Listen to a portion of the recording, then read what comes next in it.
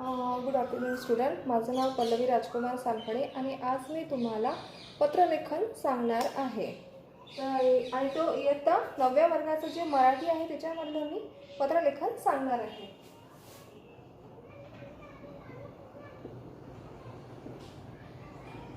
या पत्रलेखनामध्ये मी आज तुम्हाला औपचारिक पत्र ते कोणत्या प्रकारचं असते, कशा प्रकारचं असते ते सांगणार आहे.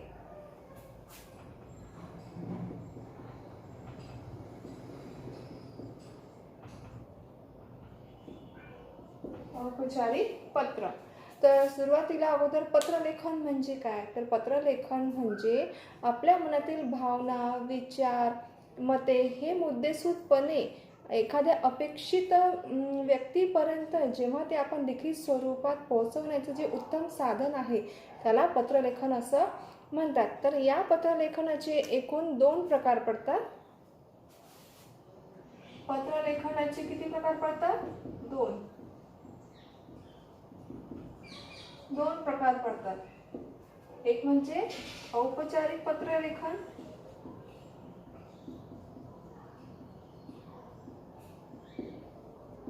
आणि दुसरं अनौपचारिक पत्रलेखन.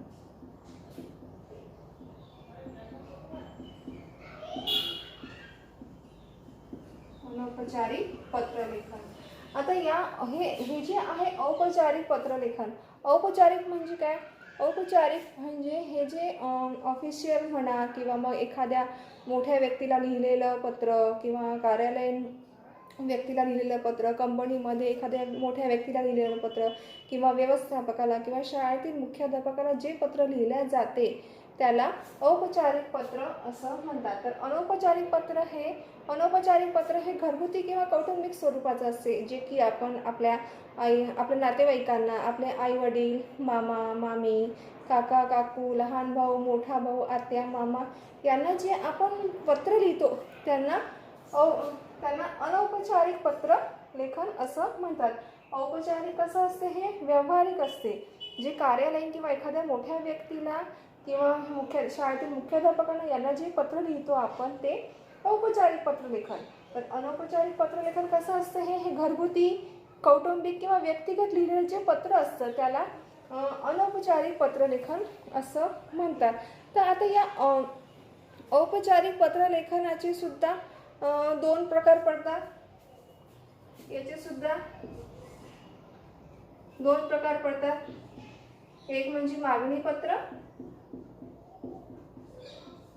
आणि दुसरं विनंती पत्र. याचे असे 2 प्रकार पडतात. मागणी पत्रामध्ये आपण एखाद्या व्यक्तीला जर कोणत्या संदर्भात जर आपल्याला मागणी करायची असेल किंवा एखादं कोणतं काही विकत घ्यायचं असेल तर त्यांना ते लिखित स्वरूपात पत्र लिहून आपण ते त्या प्रकारे मागणी कशी करू शकतो हे या मागणी स्वरूप पत्रामध्ये आपण पत्र लिहू शकतो. तर विनंती पत्र, समजा आता विनंती एखाद्याला कोणाला कार्यालयीन म्हणा किंवा शाळेमध्ये म्हणा जर कोणाला एखाद्याला विनंती करायचं असेल तर ते लिखित स्वरूपात कसं लिहिलं जाईल त्याला विनंती पत्र असं म्हणतात किंवा विनंती पत्र अशा प्रकारे लिहिल्या जाते.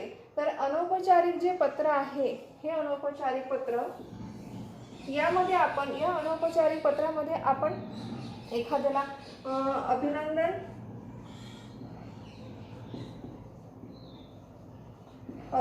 किंवा व्यक्तिगत स्वरूपात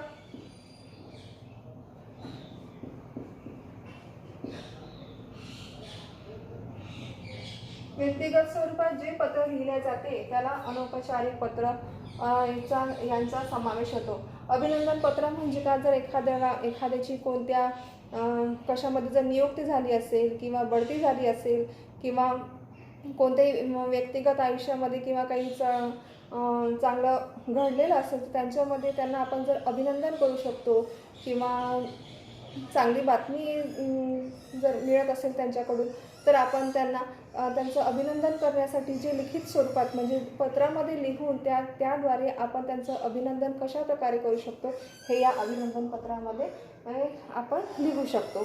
तर व्यक्तिगत म्हणजे आपण व्यक्तिगतमध्ये कोणताही मायना आपण व्यक्तिगत स्वरूपात काय लिहू शकतो. आपण समजा नातेवाईकांना ते व्यक्तिगत स्वरूपाचं आपल्याला इथे सांगता येईल. तर आता आपण इथे बघणार आहोत की औपचारिक पत्रलेखन. औपचारिक पत्रलेखनामध्ये आपण मागणी स्वरूपाचं पत्रलेखन बघणार आहोत.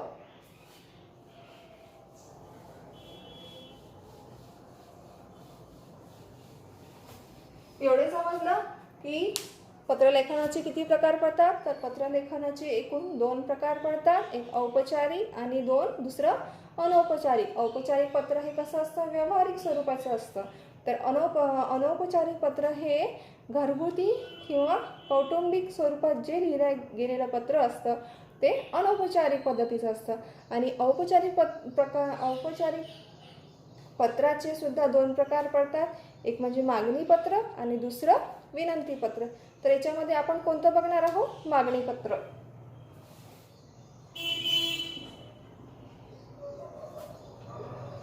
मागणी पत्र. आता सपोज एखाद्याने पेपरमध्ये किंवा कुठल्या दुसऱ्या ठिकाणी एखादी जाहिरात जर वाचली असेल, समजा आता सपोज एखाद्याने जर जाहिरात वाचली की समजा एखाद्याने जर जाहिरात वाचली असेल की आमच्या दुकानामध्ये वर्धापन दिनानिमित्त 40 पुस्तकांच्या खरेदीवर 40% सवलत आहे. जर अशी तर त्यांनी जाहिरात जर एखाद्या व्यक्तीने वाचलेली असेल तर त्यांच्याकडून आपल्याला त्या 40% सवलतीवरती आपल्याला पुस्तकं कशा स्वरूपात मिळतील, आपण त्यांना ती मागणी करू, कोणत्या स्वरूपात करू, या प्रकारचं आपल्याला पत्र इथे लिहायचं आहे. तर सुरुवातीला अगोदर मागणी पत्र लिहत असताना किंवा औपचारिक पत्राचा जर मायना जर आपण लिहायचा असेल तर सुरुवातीला आपण या ठिकाणी काय करायचं, दिसून राहिलं सगळ्यांना इथे किंवा औपचारिक पत्रामध्ये इथे सुरुवातीला औपचारिक पत्र लिहित असताना इथे सुरुवातीला डाव्या बाजूला दिनांक टाकायची. आता समजा मी इथे दिनांक टाकलेली आहे 3 ऑगस्ट 2021.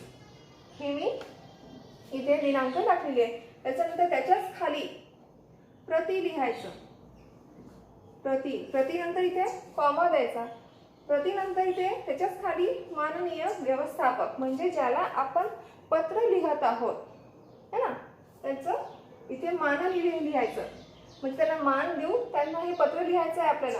म्हणजे माननीय व्यवस्थापक.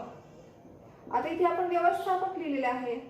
व्यवस्थापकच का बरं, कारण की तो त्या दुकानाचा जो मालक आहे, जो अध्यक्ष आहे किंवा जो मेन व्यक्ती आहे त्याला आपण माननीय व्यवस्थापक या नावाने संबोधू शकतो. नंतर जो दुकान असेल, ज्या दुकानाचं जाहिरातीमध्ये ज्या दुकानाचं जे नाव लिहिलेलं असेल त्या दुकानाचं नाव लिहायचं. इथे समजा सपोज इथे दुकानाचं नाव आहे वरद पुस्तकालय.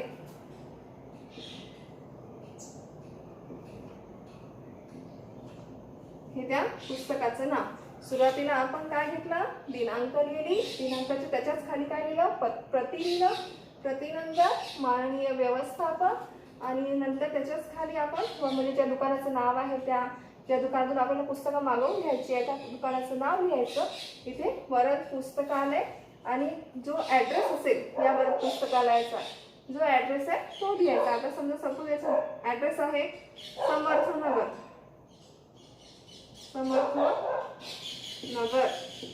आता कोणत्या गावचं आहे ते दुकान, कुठल्या गावाला आहे ते दुकान, तर ते पुणे. एवढं दिलं. आणि त्याचा जर पिनकोड असेल तुमच्याकडे अवेलेबल किंवा तुम्हाला माहीत असेल किंवा जाहिरातीमध्ये दिलेला असेल तर त्याचा पिनकोड लिहायचा. आता इथे दिलेला होता ॲडमध्ये, तर मग इथे पिनकोड आहे 44411001. इथे बघा काय केलेलं आहे, औपचारिक पत्रामध्ये मागणी पत्र लिहित असताना सुरुवातीला इथे दिनांक लिहिलं. दिनांक लिहिल्यानंतर प्रतिनंतर माननीय व्यवस्थापक, नंतर पुस्तकाचा ॲड्रेस, पुस्तकाचं नाव, पुस्तकाचं दुकानाचं नाव आणि त्याचा ॲड्रेस जो आहे तो इथे मी लिहिलेला आहे. आता त्याच्यानंतर काय करायचं की आपल्याला कशासाठी पत्र लिहायचं आहे, म्हणजे आपल्याला त्याच्यामध्ये उद्देश काय आहे पत्र लिहायचा. तर मग त्याच्यानंतर एवढं सगळं लिहिल्यानंतर त्याच्याच खाली इथे विषय लिहायचा. विषय. आता विषय आपल्याला काय करायचं आहे, कशासाठी पत्र लिहत आहोत आपण सांगा. काय इथे टाकलेलं आहे कोणी सांगू शकते, तर ते मागणी पत्र. मग आता आपल्याला मागणी करायची आहे. मागणी कशाची करायची आहे? इथे पत्ता कशाचा आहे? पुस्तकालय. पुस्तकालय म्हणजे काय असते? ज्या ठिकाणी पुस्तकं विकत मिळतात ते म्हणजे पुस्तकालय. तर मग आपल्याला इथे पुस्तकं मागवून घ्यायची आहे. तर मग काय कसं विषय लिहिणार? तर पुस्तकाबाबत, पुस्तकांच्या मागणीबाबत.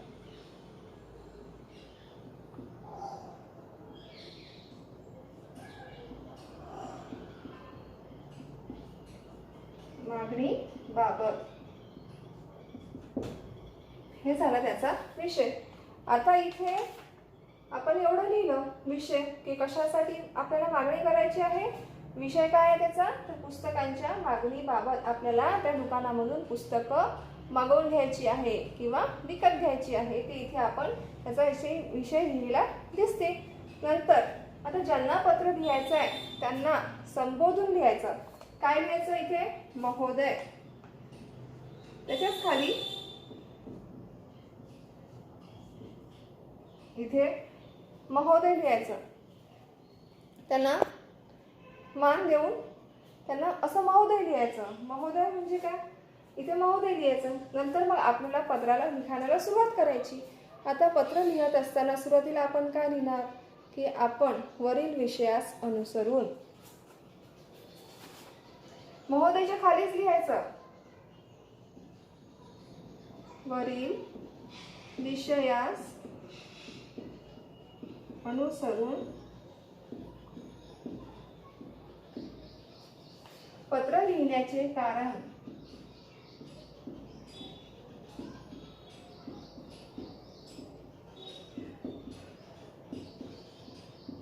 कारण असे की आता सुरुवातीला पत्र लिहत असताना ही अगोदर तुम्हाला त्याचं कारण लिहावं लागते. म्हणून ते लिखित स्वरूपात लिहायचं आहे. आपण लिखित स्वरूपात लिहिलंय. वरील विषयास अनुसरून पत्र लिहिण्याचे कारण असे की मी. आता इथे मी म्हणजे जो पुस्तक मागवून घेणार आहे, जो त्या समोरच्या व्यक्तीला पत्र लिहत आहे तो, म्हणजे त्याचं इथे नाव लिहायचं. जो पत्र लिहत आहे त्याचं इथे नाव लिहायचं. आता सपोज मी इथे ब लिहिलेलं आहे. तुम्ही तुमचं नावही लिहू शकता किंवा कोणत्या एखाद्या व्यक्तीचं नाव सुद्धा लिहू शकता. नंतर इथे आता कशाबाबत पुस्तक आहे हे, कशाबाबत आपण मागणी करत आहोत, तर पुस्तकांबाबत है ना. पुस्तकांबाबत आपण करत आहे. तर मग आपल्याला कशाची आवड आहे हे दिसून येते. तर आपण पुस्तकांची आवड असेल म्हणून मग आपण कसं लिहिणार? रसिक वाचक.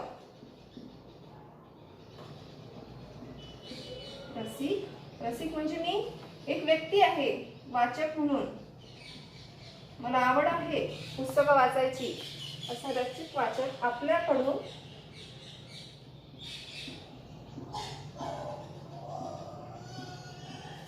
काही पुस्तके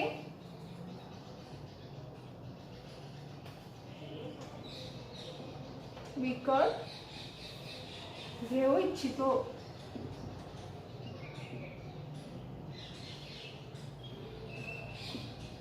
इथे सुरुवातीच्या पॅराग्राफ मध्ये काय लिहायचं की वरील विषयास. वरील विषयास म्हणजे कोणता विषय? पुस्तकांच्या मागणीबाबत.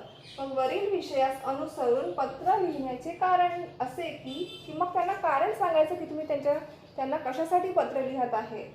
की मी मग जो पत्र लिहत आहे त्याचं नाव, इथे मी अबक लिहिलं पण तुम्ही तुमचं नाव किंवा दुसऱ्या व्यक्तीचं नाव किंवा काल्पनिक नाव सुद्धा लिहू शकता.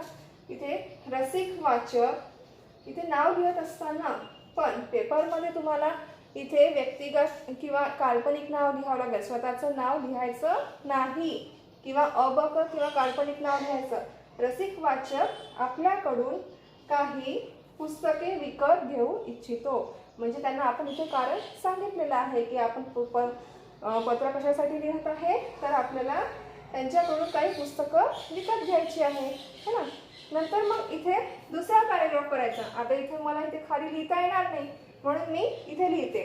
मग काय करायचं की इथे याच्याच खाली इथे पॅराग्राफ करायचा. पण मी इथे लिहत आहे, खाली जागा नसल्यामुळे मी इथे वरती लिहिते. मग इथे खालच्या पॅराग्राफमध्ये सरळ काय लिहायचं? पॅराग्राफ न करता पण दुसऱ्या ओळीत लिहायचं. कसं? इथे आपण आपल्या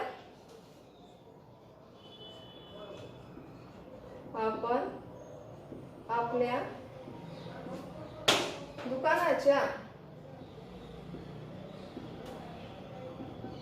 वर्धापन दिनानिमित्त पुस्तकांच्या खरेदीवर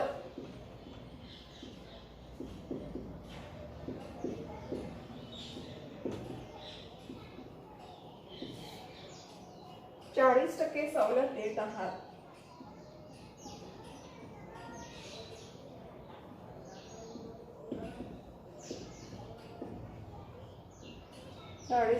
सवलत देत आहात. त्यासाठी तुमचे अभिनंदन.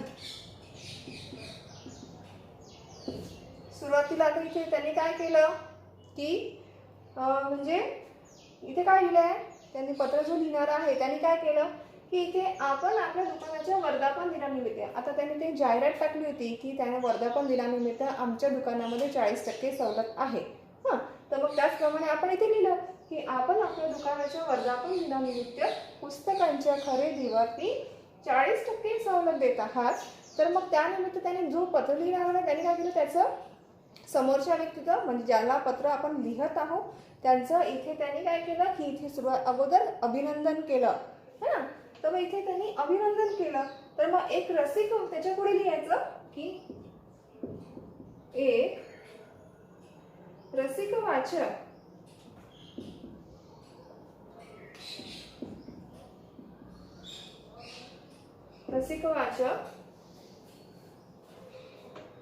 या नात्याने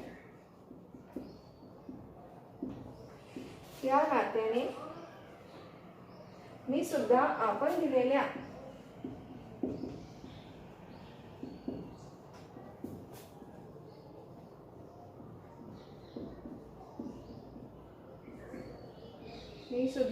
आपण दिलेल्या संधीचा फायदा घेऊ इच्छितो.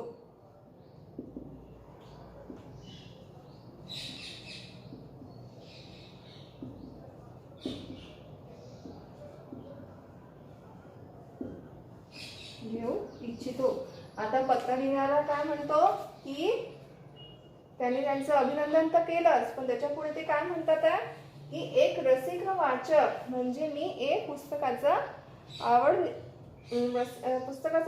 शौकीन आहे, म्हणून मी एक रसिक वाचक आहे.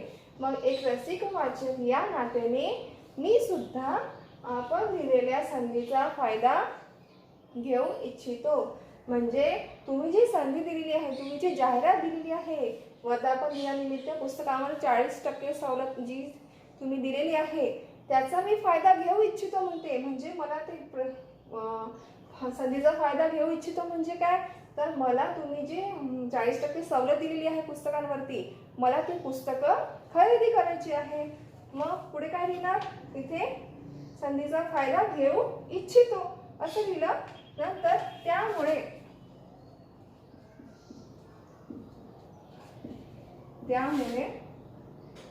मला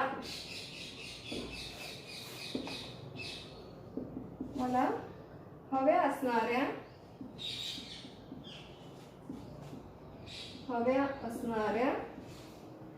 या पुस्तकांची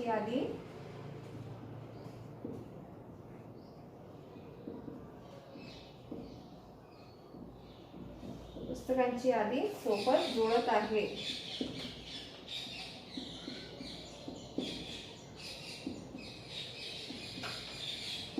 बघा आता इथे पत्र लिहिणारा काय म्हणतो, मला या संधीचा फायदा तर घ्यायचाच आहे, मला ती पुस्तकं मागवून तर घ्यायचीच आहे, पण त्यासाठी काय म्हणतो तो की त्यामुळे मला हव्या असणाऱ्या या पुस्तकांची यादी जी आहे ती सोबत जोडत आहे म्हणते. म्हणजे मला जी कोणती पुस्तकं पाहिजे आहे, कोणती पुस्तकं मला इथे तुमच्याकडून मागवून घ्यायची आहे, त्या पुस्तकांची यादी मी तुम्हाला इथे सांगते. म्हणजे मला ती पुस्तकं हवी आहे, मग त्याच्या खाली तो पुस्तकांची यादी लिहिणार. इथे एक टेबल तयार होईल मग की कोणती पुस्तकं पाहिजे. सुरुवातीला अगोदर इथे काय लिहायचं, पुस्तकाचे नाव लिहायचे, पुस्तकांचे नाव लिहायचे. नंतर लेखक लिहायचा की तुम्हाला कोणतं पुस्तक पाहिजे आणि त्याचे लेखक कोण आहे. या हिशोबाने जर त्यांनी सांगितलं तर पुस्तकं त्यांना देण्यात किंवा त्यांना म्हणजे पाठवण्यात ती अडचण जाणार नाही. म्हणून इथे त्यांनी लेखकांचं नाव आणि तुम्हाला किती प्रती पाहिजे, म्हणजे तुम्हाला एका पुस्तकाचं किती पुस्तक पाहिजे, एका लेखकाचे किंवा एका, आता समजा इथे मी लिहिलं ययाती नावाचं पुस्तक, ययाती नावाचं हे जे पुस्तक आहे त्याचे लेखक कोण आहे, वि स खांडेकर. वि स खांडेकर. आता मला सपोज समजा ययाती नावाचं पुस्तक पाहिजे, या पुस्तकाचे लेखक वि स खांडेकर आहे. मग या पुस्तकाचं मला तुम्हाला किती प्रती पाहिजे ते लिहायचं. समजा एक प्रती पाहिजे असेल, एकच पुस्तक पाहिजे असेल तर एक लिहायचं, दोन पाहिजे असेल तर दोन लिहायचं असं. नंतर नटसम्राट, नंतर ग्रामगीता, नंतर मृत्युंजय. अशी त्या व्यक्तीने नटसम्राट, ग्रामगीता आणि मृत्युंजय हे पुस्तकाची यादी बनवली. जी त्यांची लेखक आहे, नटसम्राटची आहे पी.वा. शिरवाडकर, नंतर आहे तुकडोजी महाराज. ग्रामगीतेचे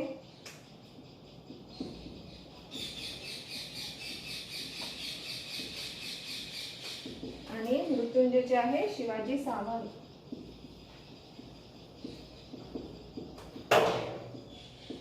शिवाजी सावंत. आता यांच्या पण सुद्धा आपल्याला एक एकच प्रती हव्या, एक एक एक एक एक प्रती आपल्याला पाहिजे असे. म्हणजे त्या व्यक्तीला कोणते कोणते पुस्तकं हवी आहे या पत्रलेखनातून, तर ययाती, नटसम्राट, ग्रामगीता आणि मृत्युंजय असे त्यांना पत्र हवं. आता याच्या पुढे काय लिहायचं की आता मी इथे लिहू शकत नाही तर त्याच्यामुळे मी खोडत आहे.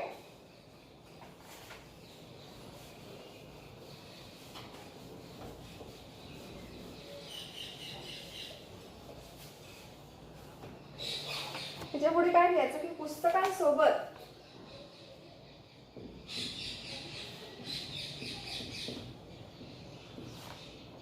पुस्तकाचे बिल,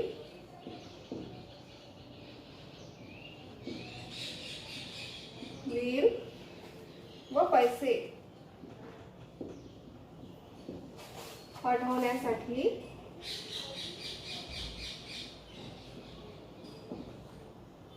बँकेचा तपशील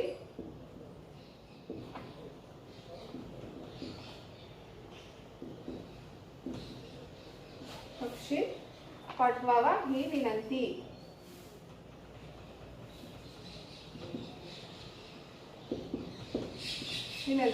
आता इथे पुढे काय म्हणतो, जो पत्र लिहिणारा आहे तो काय म्हणतो, त्यांना ही पुस्तके तर मागवून घ्यायची आहे, कोणत्या लेखकाचे त्यांनी ते पण सांगितलं आणि किती प्रती पाहिजे, एका पुस्तकाचे किती पुस्तक पाहिजे हे पण सांगितलेलं आहे.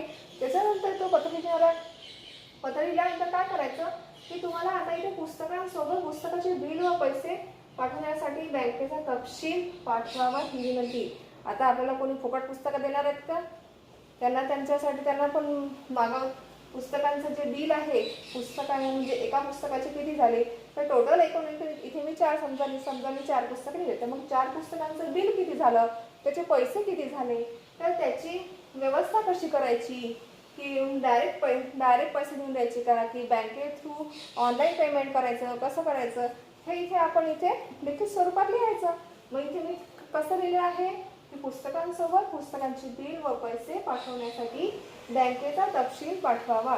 आता तो इथे आपल्याला पुस्तकं तर मागून घेत आहे पण तो त्या ठिकाणी पुस्तकं घ्यायला जाऊ शकत नाही किंवा तो बिल पेमेंट नाही करू शकत इथे जाऊन डायरेक्टली.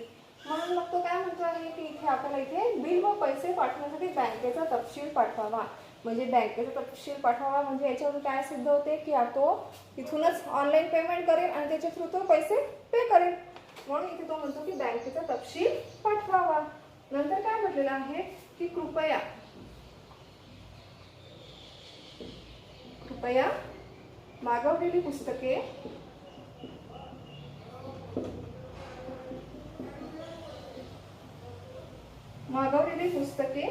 लवकरात लवकर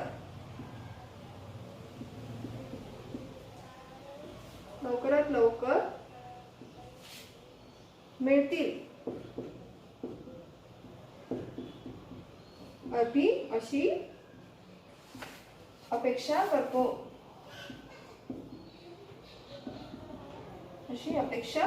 करतो.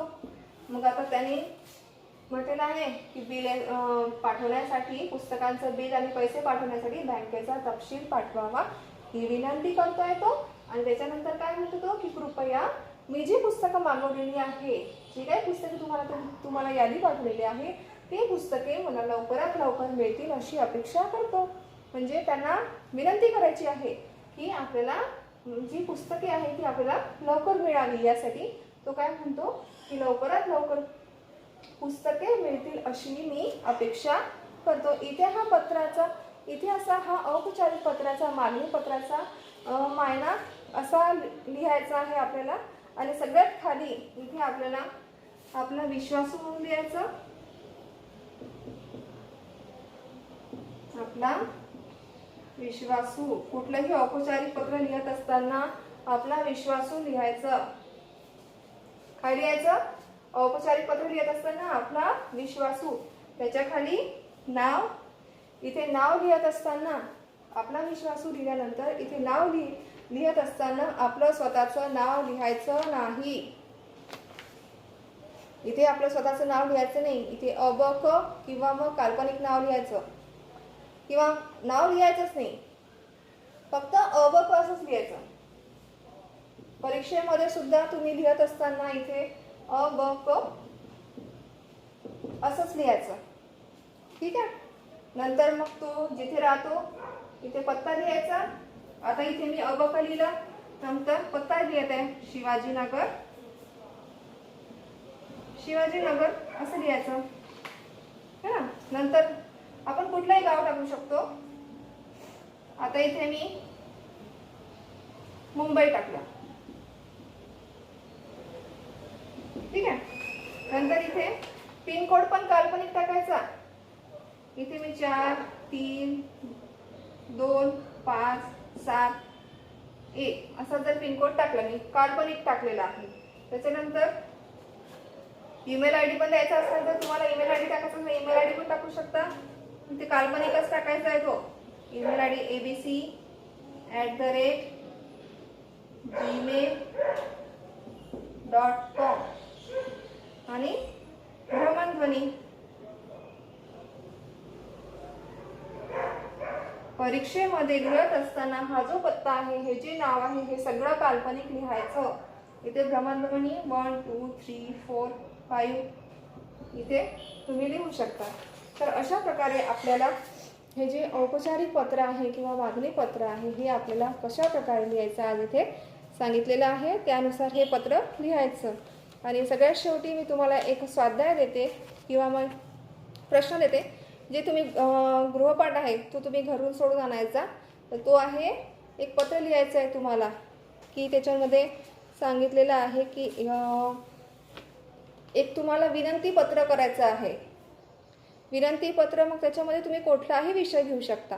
विनंती पत्र तुम्हाला लिहून आणायचं आहे. त्यानुसार तुम्ही ते लिहा आणि मला पुढल्या तासिकेमध्ये कसं लिहायचं ते दाखवा. ठीक आहे. इथेच आपण आता थांबूया. थँक्यू.